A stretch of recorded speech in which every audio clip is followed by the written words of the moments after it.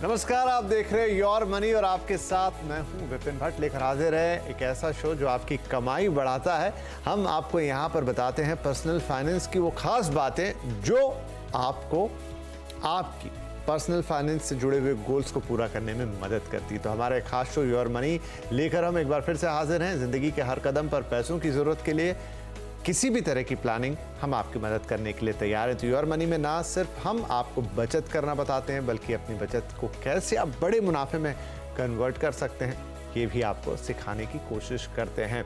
Right, तो अगर आप भी योर मनी में अपने कोई सवाल हैं जो लेना चाहते हैं, पूछना चाहते हैं, तो आप हमें ईमेल कर सकते हैं। हमारा ईमेल आईडी है yourmoney@nw18.com। उससे भी आसान तरीका 7045220000। व्हाट्सएप कर दीजिए अपना सवाल, ज़्यादा आसानी से हमारे पास पहुंच जाएगा। इसके अलावा योर मनी फेसबुक और एक्स पर लाइव भी है, यानी जो लोग हमें सोशल मीडिया प्लेटफॉर्म्स पर देख रहे हैं सीधे सवाल कमेंट बॉक्स में जाके पूछ सकते हैं। हालांकि यहाँ फाइनेंशियल प्लानिंग से जुड़े सवाल होते हैं, थोड़े बड़े होते हैं, सो बेटर है आप हमें मैसेज करें डायरेक्टली व्हाट्सएप पे या फिर मेल करें, वो दोनों ही आप लंबे कर सकते हैं। वैसे आप सीधे कमेंट बॉक्स में भी पूछेंगे तो हम आपके सवालों के जवाब देने की पूरी कोशिश करेंगे। राइट, तो चलिए आज के शो की शुरुआत करते हैं। आज हमारे साथ कार्यक्रम में जुड़ रही हैं फिनसेफ इंडिया की फाउंडर और डायरेक्टर मृन अग्रवाल। मृन, बहुत स्वागत है आपका योर मनी में। और आज आपसे बहुत सारी चीज़ें सीखेंगे, अपने दर्शकों को समझाएंगे और उनके सवाल भी लेंगे। लेकिन उससे पहले हमेशा की तरह एक ऐसा टॉपिक जो दर्शक अगर जानते हैं, समझते हैं, तो उनको उनकी फाइनेंशियल प्लानिंग में बहुत मदद मिलती है। और आज हम बात करेंगे इन्फ्लेशन एडजस्टमेंट की, क्योंकि बहुत सारे लोग अपने गोल्स तो बनाते हैं, लेकिन कि उनको 10 साल बाद इतने पैसों की ज़रूरत होगी, उतने पैसों की ज़रूरत होगी, लेकिन कई बार वो इस बात को भूल जाते हैं कि 10 साल बाद इन्फ्लेशन कितनी होगी, महंगाई की दर कितनी होगी। उस हिसाब से आपको अपने गोल को एडजस्ट करना पड़ेगा। अगर आप 5 रुपये सोच के चल रहे हैं, हो सकता है उस समय आपको 25 रुपयों की ज़रूरत हो। उदाहरण के लिए मैंने बात कही। राइट, तो मृन, कितना इंपॉर्टेंट है, मुझे ऐसा लगता है कि अगर आप ये इन्फ्लेशन वाला फैक्टर छोड़ देते हैं तो शायद आपकी पूरी फाइनेंशियल प्लानिंग ही बेकार है।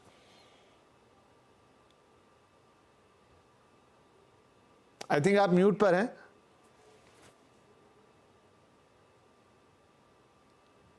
Good evening Vipin, thank you so much for having me on the show. आपने बिल्कुल सही कहा कि अगर हम इन्फ्लेशन को अकाउंट में नहीं लेंगे फाइनेंशियल प्लानिंग करते हुए, तो हमारी पूरी फाइनेंशियल प्लानिंग ही गलत हो जाएगी।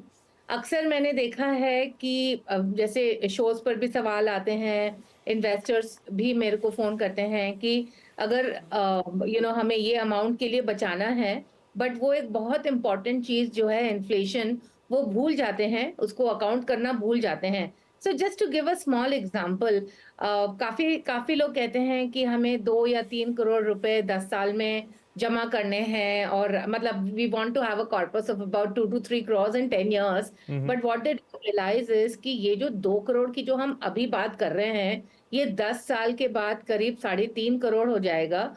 और अगर हम 3 करोड़ की बात कर रहे हैं, ये 20 साल के बाद करीब 10 करोड़ रुपए हो जाएगा। राइट, तो अगर हम ये हिसाब से लेके चलेंगे कि लेट्स से कि हमें 10 साल में हमें 2 करोड़ रुपए चाहिए, और हम उस हिसाब से इन्वेस्टमेंट कर रहे हैं, बट एक्चुअली ये जो 2 करोड़ की वैल्यू है वो 3.5 करोड़ है, तो फिर हमारे पास बिल्कुल कम अमाउंट रहेगा उस समय।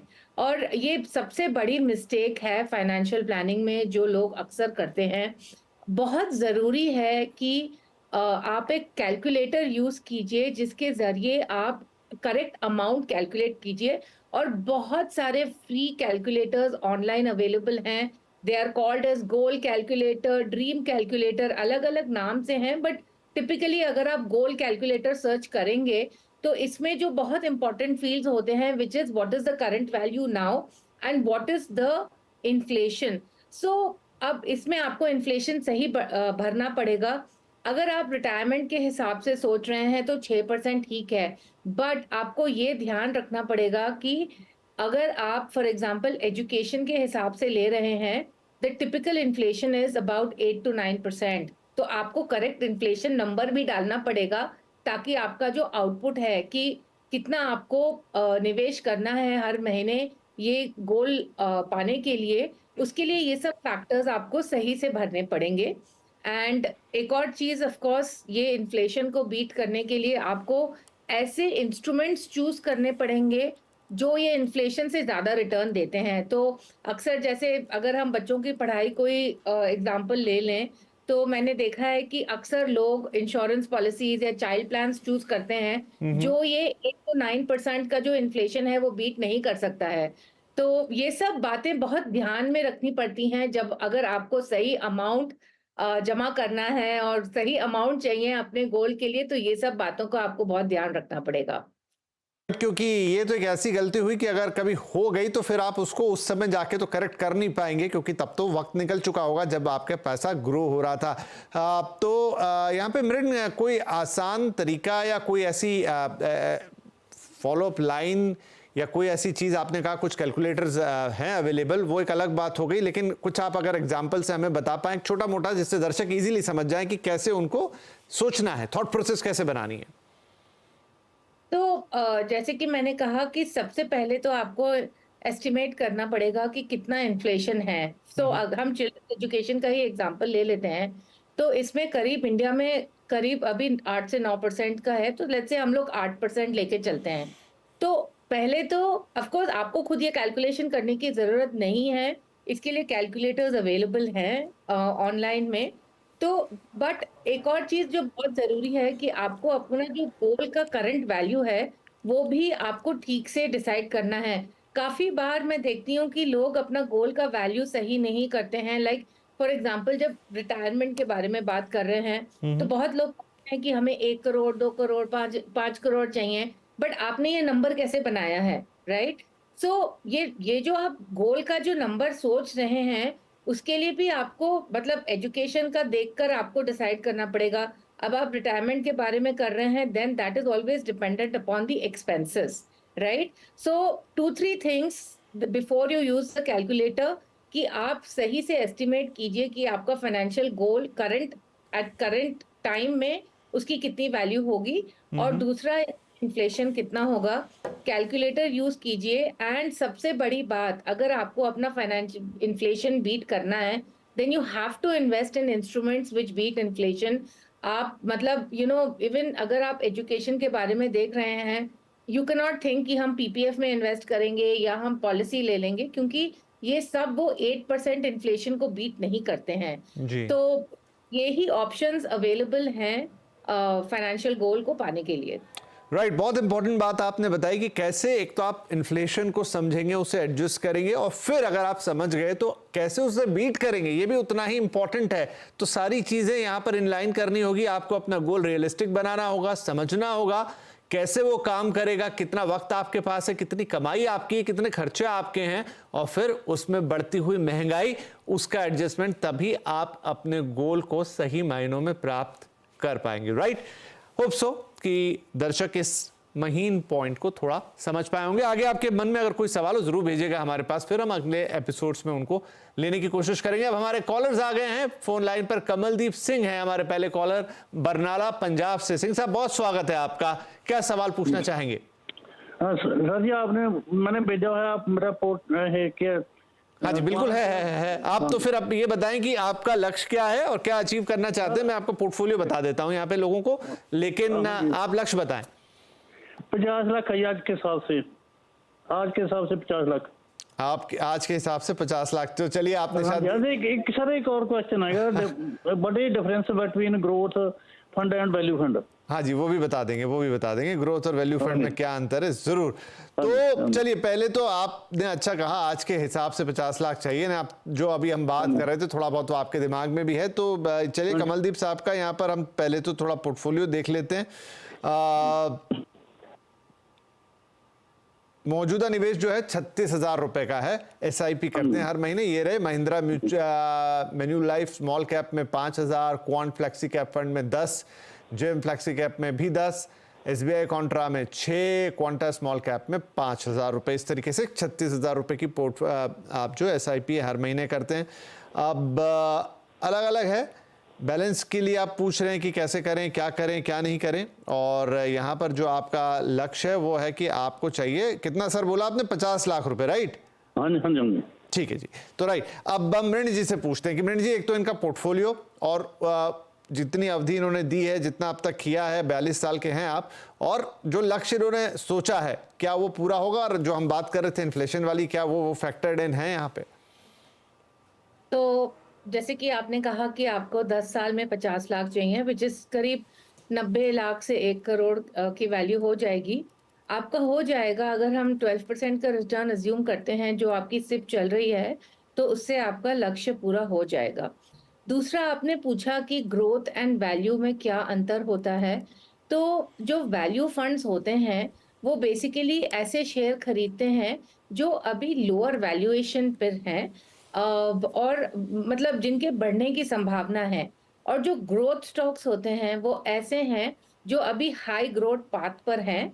और जैसे हाई ग्रोथ स्टॉक्स में डिविडेंड बहुत कम होता है, बट वैल्यू स्टॉक्स में डिविडेंड कम होता है। तो बेसिकली डिफरेंस ये है कि वैल्यू स्टॉक्स जो होते हैं उनका जो वैल्यूएशन है कंपेयर टू द बेंचमार्क वो लोअर रहता है, but these are still companies with very very good fundamentals and good intrinsic value, right.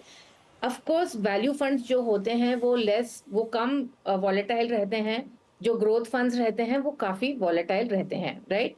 अब आप अगर हम आपका पोर्टफोलियो देखते हैं तो इसमें आपके पास एक स्मॉल कैप फंड है, फ्लेक्सी कैप फंड्स हैं, कॉन्ट्रा एंड क्वांट।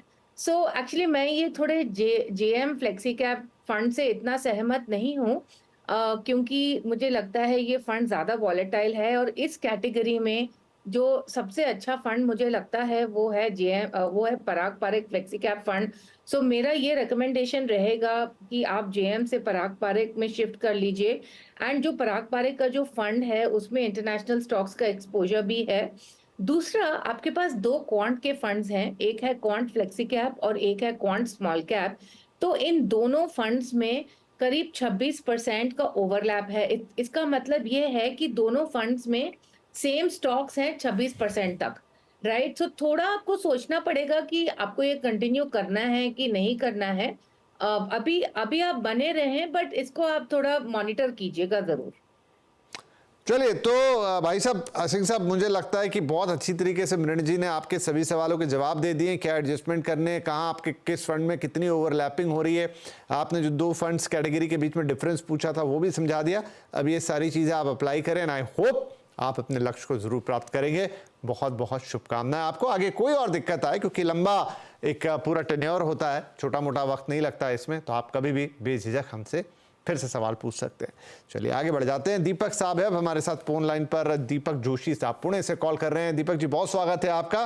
प्लीज बताइए, क्या आपका इन्वेस्टमेंट है, क्या लक्ष्य आप सोच रहे हैं, कितना वक्त देना चाहते हैं? Good evening sir. Good evening ma'am. Good evening जी। तो यस, तो मेरा 18 to 20 ईयर्स का पीरियड है और मेरा लक्ष्य है 1.5 CR का। तो अभी मेरे पास मेरा investment large and mid 1000, Nippon India small 1600, Tata digital 1000 और पराग ELSS जो टैक्स के लिए मैंने रखा है वो 1000 और कॉन्ट मल्टी एसेट 1000 है। तो एक्चुअली मैं सर 5000 और ऐड करना चाहता हूँ। तो मैंने उसके लिए आई थिंकिंग कि पराग पारिक फ्लेक्सी और मैं एक निफ्टी 50 का जो इंडेक्स फंड है वो परचेज करना चाहता हूँ। और एक जो मैं मपांग बोल के इक्विटी है, मैंने आप ही के शो पे सुना था, मपांग की इक्विटी के अगेंस्ट में एक म्यूचुअल फंड में कोई SIP भी है जो हम कर सकते हैं, वो बेटर है बिकॉज ऑफ द वो लो वैल्यूएशन पे मिल रहा है। मपांग 94 पे एवरेज पे है अभी। तो मैं आपकी इसके लिए एडवाइस चाहूँगा। ठीक है जी। तो मैं अगर सही समझ पा रहा हूं तो आपने कुछ 8 डिफरेंट फंड्स में निवेश किया हुआ है, राइट? करेक्ट। ठीक है, और कई जगह 500-500 रुपए भी हैं। ठीक है, ये स्ट्रेटेजी। मृण साहब, तो देखिए इनका लक्ष्य भी इन्होंने बता दिया, सब कुछ बता दिया, बस ये लग रहा है कि इन्होंने बहुत छोटे छोटे अमाउंट मल्टीपल फंड्स में थोड़े बिखेर के रखे हैं। क्या ये सही स्ट्रेटेजी है, या जो लक्ष्य पाना चाहते हैं उसके लिए इनको थोड़ा कंसोलिडेट करना होगा?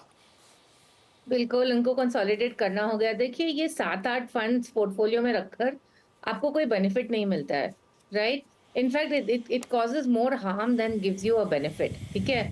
तो अगर अभी हम देख रहे हैं कि आपके पोर्टफोलियो में you have ELSS, you have a sector fund, thematic fund which is Tata digital fund. पहले तो मैं कोई भी थीमेटिक या सेक्टर फंड बिल्कुल ही रेकमेंड नहीं करती हूँ।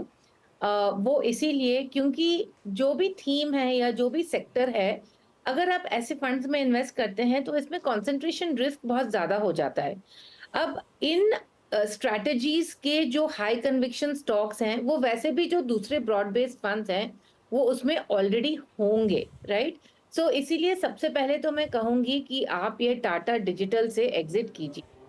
नाउ सेकंड थिंग इज, आपने पूछा है कि आपको पराग पारिक फ्लेक्सी कैप में निवेश करना है। सर्टेनली ये तो मेरा टॉप रिकमेंडेशन है, बट आपके पास पराग पारिक ईएलएसएस ऑलरेडी है and the overlap of stocks between Parag Parik FlexiCap and ELSS is 65%, right? तो आप डिसाइड कीजिए, या तो आप ELSS में कीजिए या आप ELSS से निकलकर फिर आप फ्लेक्सी कैप में कीजिए। आई डोंट नो आपका ELSS का लॉक इन कितना है। दूसरा है, अगर आप ELSS में कर रहे हैं देन यू शुड रिमेंबर कि उसमें 3 साल का लॉक इन रहेगा। So all I am saying is that between Parag Parikh flexi cap and Parag Parikh ELSS आपको एक फंड चूज करना पड़ेगा। Now, it doesn't make sense to have so many flexi cap funds. So I will say DSP flexi cap में से आप exit करके जो भी पराग पारिक में डाल सकते हैं।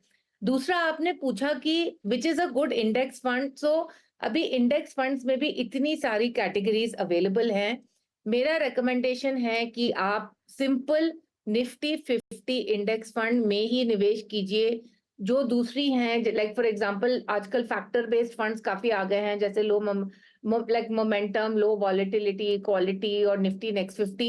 You don't need to look at all of these. I think just simple Nifty 50 index fund is a good idea. Last question जो आपने पूछा है वो ये है कि ये MA फैंग, आई थिंक ये आप मेरे एसेट फैंग फंड के बारे में बात कर रहे हैं। तो देखिए ये एक फंड है which is concentrated I think in 10 stocks, right?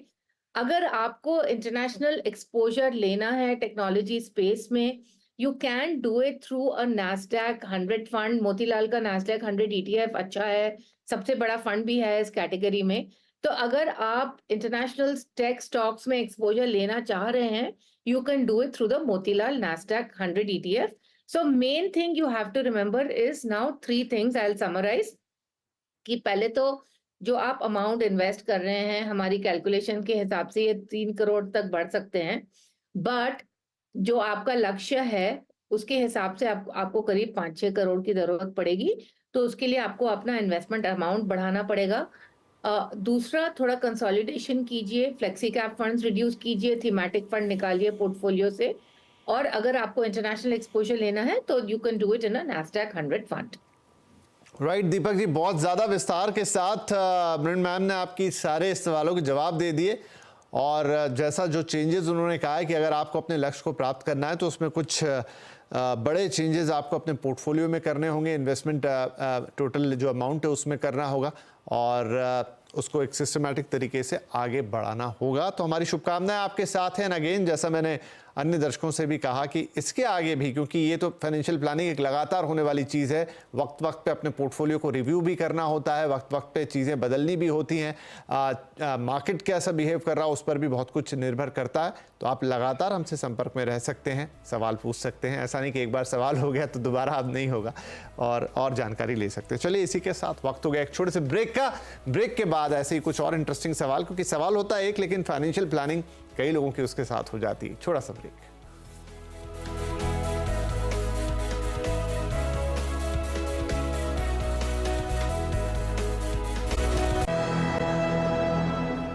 Welcome back. आप देख रहे हैं योर मनी और हम दे रहे हैं आपके सवालों के जवाब, आपकी फाइनेंशियल प्लानिंग के सॉल्यूशंस। और हमारे साथ मृण जी बनी हुई हैं राइट आपके सवालों के जवाब देने के लिए। प्रमोद शुक्ला जी है अब हमारे अगले कॉलर। प्रमोद जी, बहुत स्वागत है आपका। प्लीज बताइए क्या पोर्टफोलियो है, किस तरह की प्लानिंग कर रहे हैं, कितनी बचत करना चाहते हैं और क्या लक्ष्य जो हासिल करना चाहेंगे। हेलो। हेलो। हाँ प्रमोद जी, बताएं प्लीज। नमस्कार सर। नमस्ते जी। सर, जो मैंने पोर्टफोलियो बनाया है, मैं जानना चाहता हूँ क्या मेरा पोर्टफोलियो सही है? हाँ जी, तो थोड़ा आइडिया दे दूं यहाँ पर आपके पोर्टफोलियो का कि 20 से 22 साल अच्छा खासा वक्त दिया आपने, उसमें 5 करोड़ का लक्ष्य, 30,000 की मौजूदा SIPs हैं जो अभी आपके सामने होंगी। 6,000 रुपए 5 फंड्स में, Quant, large and mid cap, Parag Parikh flexi cap, Nippon India small cap, Motilal Oswal mid cap और कोटक मल्टी कैप फंड। इस तरीके से 30,000 रुपए 20-22 साल आपने रखे हैं अपने लिए। मेन सवाल मृण जी इनका ये है कि एक तो क्या फंड का सिलेक्शन सही है, और साथ में ये एडिशन सवाल कि 20-22 साल आप अभी फिलहाल 30,000 की SIP 5 करोड़ पॉसिबल है? तो actually what I will say is कि जो इन्होंने 30,000 ये इन्वेस्ट कर रहे हैं, ये करीब 2.5 करोड़ तक बढ़ सकता है 20 साल में। पोर्टफोलियो तो इनका अच्छा है, पोर्टफोलियो में कुछ बदलाव लाने की ज़रूरत नहीं है। यही है कि जो हमारा लक्ष्य होता है, और मैं अधिकतर यही देखती हूँ आजकल कि लोग SIP कर रहे हैं, बट जो अमाउंट कर रहे हैं वो सही नहीं है, क्योंकि उसमें इन्फ्लेशन अकाउंटेड नहीं है। दूसरी एक और चीज़ मैं बहुत देख रही हूँ आजकल, वो ये है कि सब लोग सोच रहे हैं कि अब हमने 5-6 म्यूचुअल फंड में बस निवेश कर लिया, तो अब हम किसी और चीज़ में भी निवेश करेंगे। तो मैं यही कहूँगी कि ये जो अमाउंट्स, हमारे जो गोल्स हैं वो काफ़ी बड़े हैं, एंड ऑब्वियसली हमें इसकी ज़रूरत भी है। तो इसके लिए ना बहुत ज़रूरी है कि हम फंड सही से चुनें, 5-6 फंड चुनें और उसमें हम बने रहें। मार्केट में बहुत ऐसे वैसे दूसरे इन्वेस्टमेंट्स आते रहते हैं। आजकल मैं देखती हूँ कि जो स्पेशली जो नए इन्वेस्टर्स हैं, वो सीधे उनको FNO या ट्रेडिंग में जाना है। सो आई विल स्टिल से कि आप थोड़ा अमाउंट बढ़ाकर आप अपना लक्ष्य पा सकते हैं, क्योंकि आपका टाइम फ्रेम बहुत लंबा है। But what is important is कि सही से फंड चुने और वो फंड में फिर बने रहें, और इधर एग्जिट मत करें कि मतलब अब ये स्टॉक बास्केट आ गया या कुछ और आ गया और इसके बारे में लोग बात कर रहे हैं। जी चलिए, तो मोटा मोटा प्रमोद जी सही है आपका फंड सिलेक्शन, और उसमें क्या होना चाहिए जो इन्फ्लेशन एडजस्टमेंट, आज जिसका हमने अच्छा खासा लंबा डिस्कशन भी किया। पूरा शो सुनिएगा ज़रूर फेसबुक या X पर जाकर, सोशल मीडिया पर, तो आपको ज़रूर जानने को मिलेगा कि उसका महत्व कितना है। बहरहाल जो बातें पूनम जी ने, माफ़ कीजिए मृण जी ने जो बताई है प्रमोद जी, वो आपने नोट की होगी, और आपके लिए शुभकामनाएं कि भविष्य में आप अपने लक्ष्य को अच्छी तरह से हासिल करें। राइट, अब एक ईमेल ले लेते हैं। एकता शर्मा देहरादून से इन्होंने अपना सवाल भेजा है। म्यूचुअल फंड में निवेश पर सलाह चाहती हैं। 10 साल में 2 करोड़ रुपए का लक्ष्य है अभी, क्योंकि ये शुरुआत कर रही हैं शायद, और पूछती हैं आगे कि एक मुश्त निवेश अच्छा है या फिर SIP करना चाहिए, और ये भी पूछ रही हैं कि ये जो वक्त है, क्या ये एक मुश्त निवेश के लिए सही है। बहुत ज़्यादा जानकारी इन्होंने नहीं दी है, लेकिन थोड़ा ब्रॉड सा क्वेश्चन है मृण जी। हाँ, तो बेसिकली इनको जो अमाउंट इन्वेस्ट करना है that is 90,000 rupees per month. दूसरा देखिए, अगर आपको लमसम करना है या आपको SIP करनी है, ये आपके कन्वीनियंस के ऊपर डिपेंडेंट है, राइट। अगर आपको लमसम इन्वेस्ट करना है then you have to invest 50 lakh. Of course इसमें हमने एक्चुअली इन्फ्लेशन नहीं लगाया है इन एस्पेक्ट्स में। तो ये अभी ये लमसम अगर आप करने की सोच रहे हैं, तो एक चीज बहुत जरूरी है कि आपको लंबे समय तक बने रहना पड़ेगा। 10 से 15 साल तक तो आपको बने रहना ही पड़ेगा। तो ऐसा सेट कि आप अपने कन्वीनियंस के हिसाब से आप डिसाइड कीजिए कि आपको SIP करनी है या आपको लमसम करना है। बाकी अपने फंड्स के बारे में पूछा है कि कौन से फंड्स में निवेश कर सकते हैं, और 10 साल के लिए सिंस आपने कहा है, फ्लेक्सी कैप फंड्स अच्छे रहेंगे, जिसमें ऑफ कोर्स मेरा फेवरेट है पराग पारेख। निफ्टी 50 इंडेक्स फंड भी अच्छा रहेगा, कुछ ICICI या HDFC, and you can also look at one mid cap which is मेरे मिड कैप या कोटक इमर्जिंग इक्विटी। इन दोनों में से आप कोई भी चूज कर सकती हैं।